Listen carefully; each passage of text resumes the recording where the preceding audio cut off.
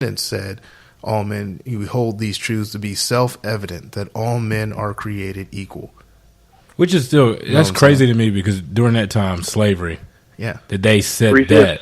Because they could have easily put in the Declaration that slavery or except something. for the slaves or anybody else who ever comes to this country. Right. Sorry, they didn't do it, and it's not our fault. And we should just say, well, if that's what they meant, they should have wrote it. And they that's what I'm saying. But they actually put that in there, because think how damn we'd have been if they'd done that. Yeah, the founding fathers. Well, even in the original Constitution, it said like slaves were like 3/5 of a person.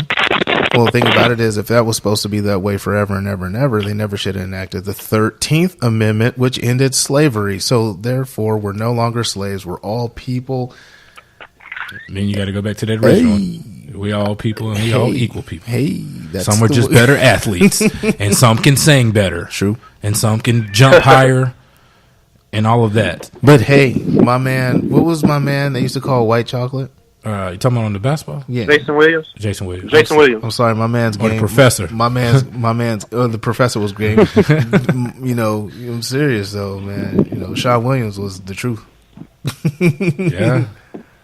Well, fellas, we are, man. This could go on forever. All I know is the next time like Nick Saban has to say, "All right, team, take a knee," he should feel a certain type of way about it. No, I think they shouldn't do it.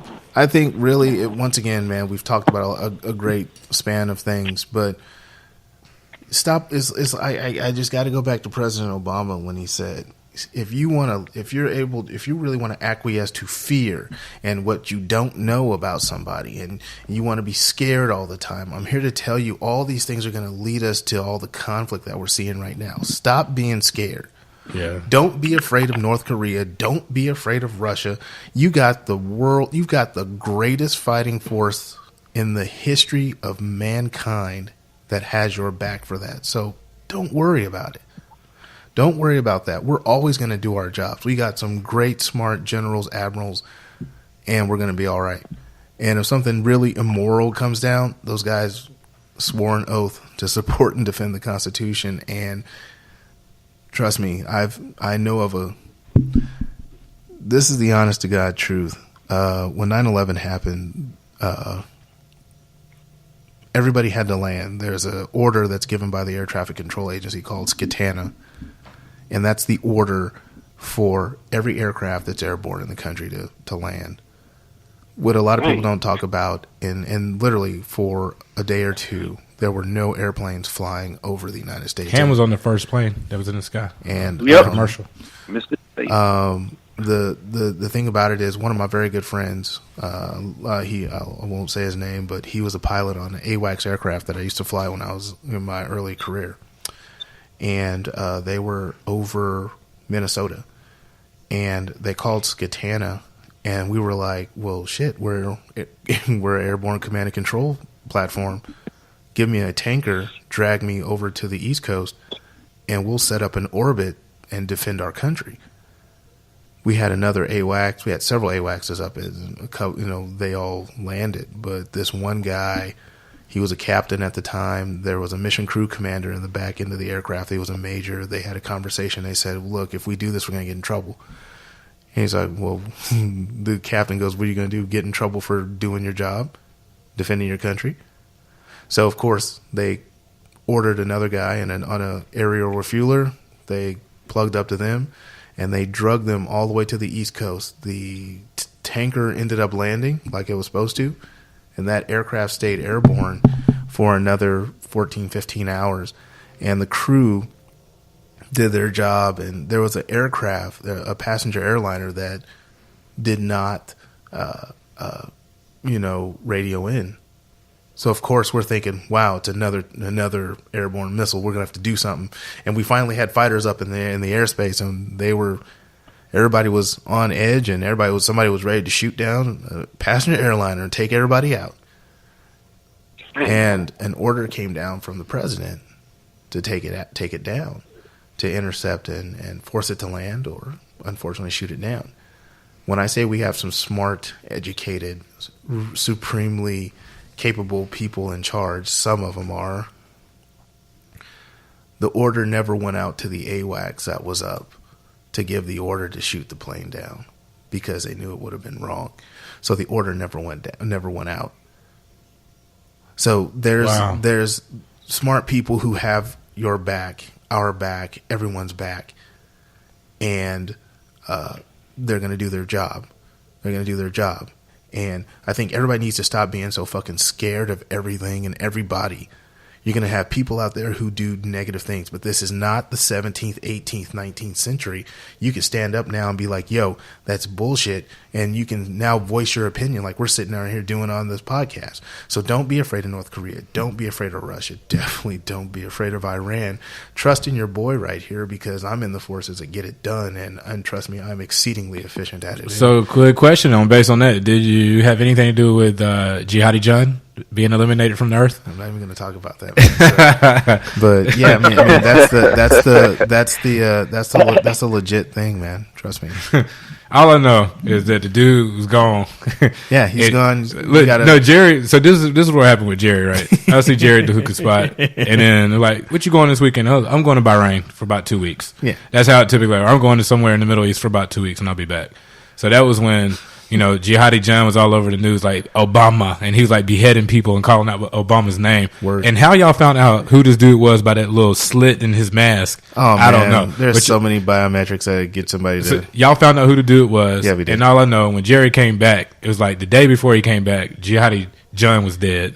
And we was like, Jerry, was that you? And he looked at, he's like, whatever you just told me now. No, man, I was off over there like smoking hookah. So to this day, man. That's all you're gonna know is I was over there smoking hookah and minding my own business. And dude, listen, that was like there's a hot target. They know where he is. Jerry left. He did his thing, came back, and the dude was off the earth. Yeah. So well, Jerry, are y'all trying to step y'all game up with the facial recognition with Snapchat? Oh, dude, you're funny. You're funny right now. They got that guy's eye from Fast and Furious 7. Right. Yeah, man. You guys have it. You guys. I'll tell you how. Right through the mask. Here's how they caught Jihadi John. Right, real fast. They caught Jihadi John right because once again he was using a booty ass voice scrambler, which you can literally descramble that type of thing, and then on top of that, just the biometrics of the dude's fingerprints. His voice. Get his voice, and then you can look at high resolution pictures and things like that. And there's a lot of good data equipment out there that you can use to crunch the guy's height and where he come from and accent and where he was they from. had that dude pinned down. Yeah, they got him. He was interviewing his family, and I was like, damn. Yeah, they were pretty legit with it. All right, okay, before we go, and because Mr. Creekmore, we don't know where you at, bro, but you missed another good one. But we're gonna give these butter biscuits and this coon of the week out. This is you want to know. Here's how I would reckon. There's only two people that I would like. Really don't like, really don't like, and that was Silk and Venus. The two ladies.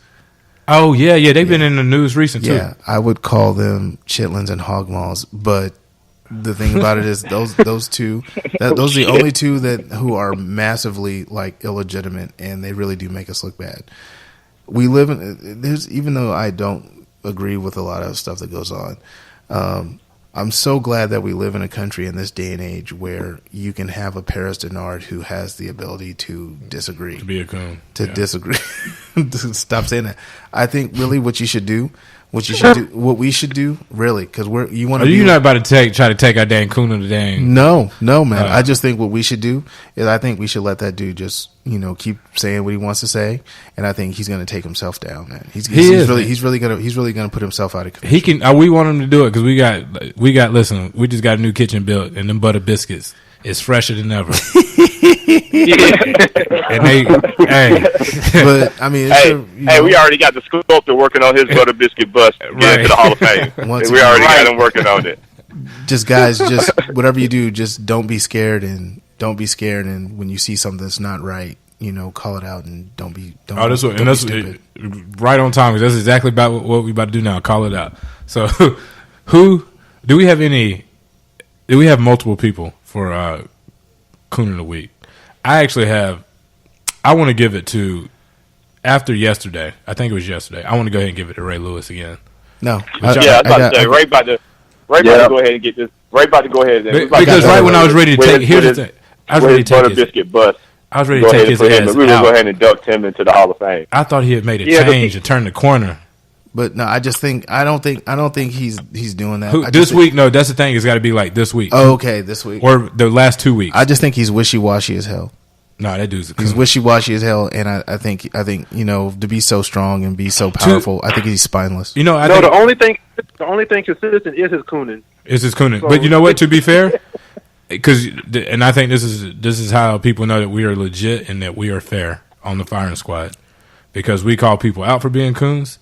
And I think if you do anything to redeem yourself, we should be able to call that out as well. Absolutely. So I want to make a formal retraction of Coon of the Week for LaShawn McCoy. Okay. Because not only does he come up out of the Coon of the Week, the dude was stretching during the national anthem. Yeah. So first of all, he called the president an asshole, and then during the national anthem, he was stretching. So LaShawn, you better. I'm putting LaShawn back in. No, man. Listen. First of all, when Cat was like doing all his kneeling for the actual cause, it wasn't worth it. So another man calls you a son of a bitch, then you go out of your way to do all this stretching and stuff just for yourself. Listen, we talked about that though. We talked about people get there when they get there, man. It's with anything. Like people are not going to get there when they get there, but you can't fault them when they find there. I group LaShawn McCoy in the same category with those owners. Some shit like you can't tell me what to do. You disrespected me as a man. That's all well and good, but that's still not down for the cause if you got disrespected as a man, like by some words. You still ain't about that cause at Cap on. I'm like, fuck McCoy, man. Man, bump that. I say we revoke LaShawn McCoy's. Yeah. Take him off. Like, you can't get mad at people whenever they get there. Like, I mean, otherwise we never going to be satisfied with white folks. Ham, when will you ever be satisfied with a white person in life, ever? Dude, I'm talking about the systemic racism, though. Like, systematic racism. He's not doing that. But some people are so simple-minded that they don't see things. He doesn't even think that deep. So it took someone calling someone a son of a bitch for him to actually get upset. But guess what? He's upset, so it's still the same result. The thing about it is, son of a bitch really isn't an insult to the dude. It's an insult to his mama. To his mom. So really what you did, you saw these black dudes. About him. It's not about Orlando Cat. It's not about nobody else. But in the process, did he not disrespect 45? If you really, everybody disrespect 45. He called him an asshole. He got it back. No, the dude. The thing is, you're not disrespecting the president if you say, "Hey, Mr. President, you're an asshole." The thing about it is, from where he comes from, being an asshole actually plays in his favor. If you really want to show your discontent, if you really want to put your thumb in the eye of people who are like that, once again, exercise your rights and do it with grace. And live above the fray, and be smart. And that's why Obama continues to be the bane of his existence. So listen though. Okay, so can we get all in favor of revoking LaShawn McCoy's coon card? Can we get an aye? Aye. Okay, the ayes have it. The ayes have it. The ayes have it. Hey, all right. So who gets the coon of the week? Is it Ray? Ray Allen. No, not Ray Allen. Yeah, Ray. Ray Allen ain't done nothing. No, Ray Lewis. Yeah, Ray Lewis. Ray Lewis. And I think Lewis, if you have please accept this butter biscuit bust to match your gold Canton jacket. For being a coon. And if you have like a permanent board, I think you should always keep Sheriff Daniel Clark, and you should keep Paris Denard, and you should keep like a few other key, like Diamond and Silk. Yeah, you should. Them too. But I mean, Ray doing too much, man. And I just think, dare I say it, it's so uncool, but I'm going to say it anyway. Kuna Rosa. Oh yeah, yeah, she can never come off. No, we got like lifetime members. We've already established lifetime members. I tell you who needs an apology over LaShawn McCoy. Named Don Lemon, because Don Lemon has had a stellar year. But when we ever gave him, we ain't never gave him no coon of the week. No, we never gave him No, we didn't have coon of the week back then. I'm just talking about he's come a long way. Like man. When he was really like on some other. I thought on some other shit how he was like reporting like St. Louis and all kind of stuff, and people weren't happy with him. We traded him in the racial draft. I'm telling you right now, the dude